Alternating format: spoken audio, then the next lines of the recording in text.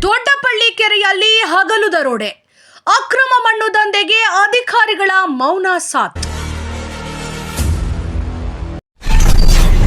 ರಜೆಯ ದಿನ ಕೆರೆಯ ಲೂಟಿ, ಜೆಸಿಬಿ ಟ್ರ್ಯಾಕ್ಟರ್ಗಳಿಂದ ರಾಜಾರೋಷ ಮಣ್ಣು ಸಾಗಣೆ. ಕಾನೂನು ನಿದ್ರೆಯಲ್ಲ. ದೊಡ್ಡಪಳ್ಳಿಯಲ್ಲಿ ಅಕ್ರಮ ಮಣ್ಣು ದಂಧೆ ಜೋರಾಗಿದೆ.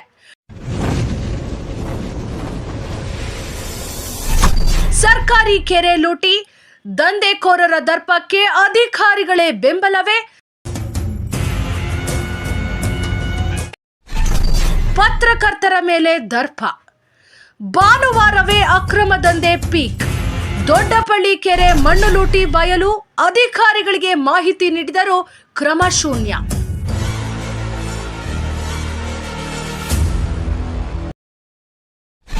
ದೊಡ್ಡಪಳ್ಳಿ ಕೆರೆ ದಂಧೆ ಮುಂದುವರಿಕೆ. ದೊಡ್ಡಪಳ್ಳಿ ಕೆರೆಯಲ್ಲಿ ಅಕ್ರಮ ಮಣ್ಣು ದಂಧೆ, ಹಗಲು ದರೋಡೆಗೆ ಅಧಿಕಾರಿಗಳ ಸಾಥ್. ಶ್ರೀನಿವಾಸಪುರ ತಾಲೂಕಿನಲ್ಲಿ ಕಾನೂನಿಗೆ ಬೆಲೆಯೇ ಇಲ್ಲದಂತಾಗಿದೆಯೇ? ಅಧಿಕಾರಿಗಳು ರಜೆಯಲ್ಲಿದ್ದರೆ ಅಕ್ರಮ ದಂಧೆಕೋರರು ಕೆರೆಯ ಮಣ್ಣು ಲೂಟಿ ಮಾಡುವುದರಲ್ಲಿ ಬ್ಯುಸಿಯಾಗಿದ್ದಾರೆ. ಇದು ಸರ್ಕಾರಿ ಆಸ್ತಿಯ ಲೂಟಿಯೋ ಅಥವಾ ವ್ಯವಸ್ಥಿತ ಸಂಚೋ ಎಂಬ ಅನುಮಾನ ಸಾರ್ವಜನಿಕರಲ್ಲಿ ಮೂಡಿದೆ. ತಾಲೂಕಿನ ರೋಣೂರು ಪಂಚಾಯಿತಿ ವ್ಯಾಪ್ತಿಯ ದೊಡ್ಡಪಳ್ಳಿ ಕೆರೆಯಲ್ಲಿ ರಾಜಾರೋಷವಾಗಿ ಅಕ್ರಮ ಮಣ್ಣು ಸಾಗಾಣಿಕೆ ದಂಧೆ ನಡೆಯುತ್ತಿದೆ.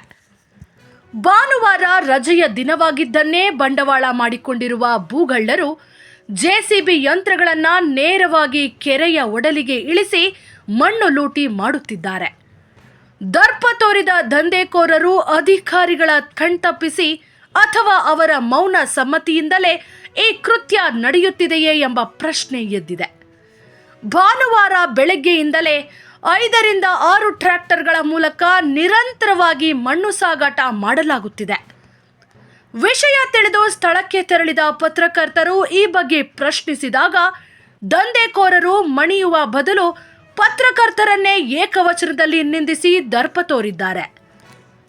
ಈ ಬಗ್ಗೆ ಪತ್ರಕರ್ತರು ಸಂಬಂಧಪಟ್ಟ ಅಧಿಕಾರಿಗಳಿಗೆ ಮಾಹಿತಿ ನೀಡಿದ್ದು, ಸ್ಥಳಕ್ಕೆ ಭೇಟಿ ನೀಡಿ ಪರಿಶೀಲಿಸಿ ಕ್ರಮ ಕೈಗೊಳ್ಳಲಾಗುವುದು ಎಂಬ ಸಿದ್ಧ ಉತ್ತರ ಅಧಿಕಾರಿಗಳಿಂದ ಬಂದಿದೆ. ಅಧಿಕಾರಿಗಳು ನಿಜವಾಗಿಯೂ ಕ್ರಮ ಕೈಗೊಳ್ಳುತ್ತಾರಾ ಅಥವಾ ದಂಧೆಕೋರರಿಗೆ ಸಾಥ್ ನೀಡುತ್ತಾರಾ ಎಂಬುದನ್ನು ಕಾದು ನೋಡಬೇಕಾಗಿದೆ.